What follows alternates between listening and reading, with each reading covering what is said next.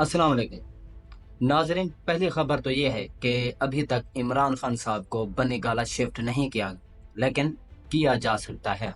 एक वकील भी कह रहे थे कि इमरान खान साहब को बनी गाला शिफ्ट करने की तैयारियां मुकम्मल हो चुकी है। इमरान रियाज खान साहब भी इस बात का जिक्र कर रहे थे, क्योंकि जेल से रिहा करना इमरान खान साहब को उनके गले की हड्डी बन सकता है, अवाम का एक बहुत बड़ा जम गफीर लग सकता है, जिसको देखते हुए कि एक तो पूरा मीडिया उसको कवर करेगा, दूसरा ये कि इंटरनेशनल मीडिया, यानी कि टोटल जो चीज़ें हो रही हैं कि किसी भी तरीके से इमरान को मज़ीद पॉपुलर होने से रोका जाए, लेकिन ऐसा नहीं हो पा रहा। इनके पास की बात, अब वो लीडरशिप की कैटेगरी से निकल चुके हैं, अब वो हीरो बन चुके हैं। जिस तरह इमरान खान साहब की पार्टी के साथ हुआ, किडनैपिंग, अगवा, उनको डराना धमकाना, वफादारियाँ चेंज कराना, नॉमिनेशन पेपर छीनना, फिर इंतखाबी निशान बल्ला छीन लेना, इमरान खान साहब को नाअहल करना, जेल करना, सारा कुछ ये इसलिए किया गया है कि इमरान खान साहब को किसी भी तरीके से 2/3 अक्सरियत से ना आने दिया जाए। बस 20-25 सीटों तक महदूद रखा जाए, ताकि वो किसी भी छोटी मोटी कमज़ोर अपोजिशन का हिस्सा बन सके, लेकिन ऐसा नहीं हुआ। इमरान खान साहब ने रिकॉर्ड वोट हासिल किया है, और उसके जो आज़ाद हिमायत याफ्ता उम्मीदवार थे तकरीबन 170 सीटें लेने में कामयाब हो चुके हैं। तो ये सारी चीज़ें देखते हुए उसको बनी गला शिफ्ट किया जाएगा, क्योंकि इंटरनेशनल लेवल पर जो तज़किरे हो रहे हैं, इमरान खान साहब को एक हीरो बनाकर पेश किया जा रहा है कि तमाम उसके कैंडिडेट वगैरह और उसके जो इलेक्टेबल्स थे उनको जेलों में डाला गया, फिर भी तहरीक इंसाफ जीत चुकी है। तो बनी गला में शिफ्ट करके उसको ऐलान किया जाएगा कि इमरान खान साहब को अडियाला जेल पर हमले के पेश नज़र बनी गला शिफ्ट किया गया है और हाउस अरेस्ट किया गया है।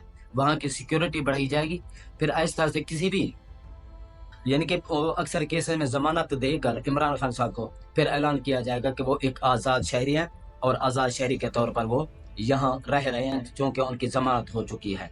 तो एक ये चीज़, दूसरा ये कि पीटीआई को जो लिबर्टी चौक पर होने वाला धरना था, ये जो गुजरा है अभी संडे, वो मुअख्खर नहीं करना चाहिए था।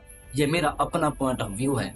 एक तो मोमेंटम बनना था, दूसरा ये कि पुरअमन जलसा या धरना करना एक अच्छा इमेज जा सकता था, जिसको इंटरनेशनल मीडिया जिस तरह अब उठा रहा है, धांधली को, रिगिंग को, अमेरिका भी बात कर रहा है, तो मजीद एक जो है ना इस तहरीक को, एक पीटीआई के मौक़िफ़ को जान मिल सकती थी।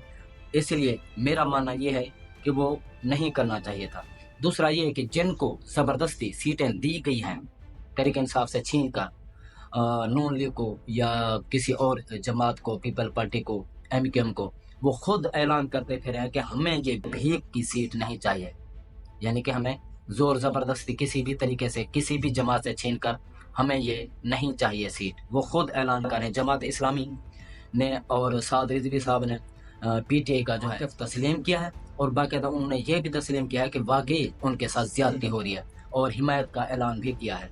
और भी बहुत सारे, हाफिज नईम उर रहमान ने अवाम के दिल जीत लिए हैं। मजीद भी जो नून लीग रहनुमा है वो भी बयान दे रहे हैं, लेकिन नवाज शरीफ साहब ढिठई पर उतरे हुए हैं। उनको ये वजारत उज़्मा की सीट चाहिए, क्योंकि लंदन प्लान के मुताबिक ये मुआहदा हुआ था जिस पर एग्रीमेंट करना है।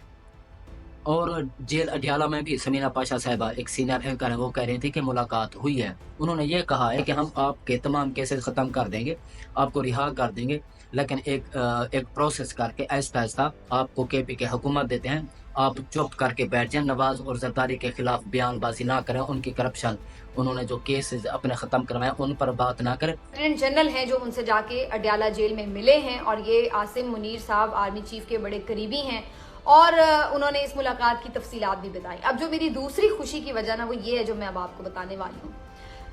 एक तो उन्होंने जाके उन्हें कहा कि भाई आप केपी में हुकूमत बना लें, आपके जो केसेस हैं वो भी खत्म कर दिए जाएंगे, आपको जेलों से आउट कर दिया जाएगा, आप अपना एक नॉर्मल रूटीन शुरू कर सकेंगे। और तीसरी चीज ये कि लेकिन जो विफाक में हुकूमत बन रही है उसको बनने दें, उसको एक्सेप्ट कर लें, और आराम से आप अपना जो है वो कुछ टाइम गुजारें। मुल्क की मईशत की हालत ऐसी है कि मजीद अगर अदम इस्तेहकाम रहा मुल्क में तो बड़ी मसला हो जाएगा। बाहर के लोग हैं, उनसे पैसे वैसे IMF के साथ जाना, ये वो मामलात करने हैं, तो वो कैसे होंगे अगर मुल्क में अनरेस्ट होगा। तो आप इस चीज को अब कबूल कर लें।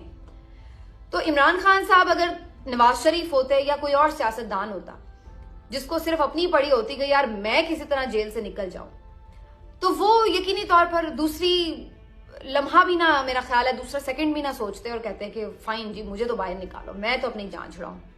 لیکن عمران خان صاحب ہیں. اور جو مجھے خوشی ہوئی وہ اسی بات کی ہوئی کہ انہوں نے کوئی اپنے ذاتی کسی چیز کے لیے کمپرومائز نہیں کیا، حالانکہ وہ کر سکتے تھے، سب کو پتہ ہے یہ کتنے بوگس کیس ہیں، لیکن انہوں نے ایسی کوئی چیز نہیں مانگی. اور انہوں نے یہ نہیں کہا کہ میرے کیس ختم کرو، مجھے ریلیف دو، مجھے باہر نکالو جیل سے، یا میرے لیے کوئی، انہوں نے اپنا ذاتی ریلیف. ہم آپ کو بعد میں پھر، ویسے بھی یہ حکومت تو چلنی نہیں ہے اتنا زیادہ کیونکہ اس کے پاس عوامی مینڈیٹ تو ہے نہیں، اور ویسے بھی پوری دنیا، یورپی یونین وہ یہ بیانات دے رہے ہیں کہ ہم اس کے ساتھ چلیں گے جس کے پاس عوامی مینڈیٹ ہوگا. تو یہ ان کے لیے خطرے کی گھنٹی ہے. تو لیٹس سی پھر کیا ہوتا ہے. لیکن عوامی مینڈیٹ کو تسلیم کیا جاتا تو بہت ہی اچھا ہوتا. پولیٹیکل انسٹیبلٹی سے ہم نکل جاتے اور ایک اچھی جو اکانومی گروتھ ریٹ ہے اس کی طرف ہم جا سکتے تھے، اور عوام کا حکومت پر کانفیڈنس بھی ہوتا. اس لیے اب بھی وقت ہے، دیر نہیں ہوئی کہ اپنے جو فیصلے ہیں، غلط فیصلے کے ان کو ریورس کریں تاکہ پاکستان ایک ترقی یافتہ ممالک کی دوڑ میں شامل ہو سکے. شکریہ.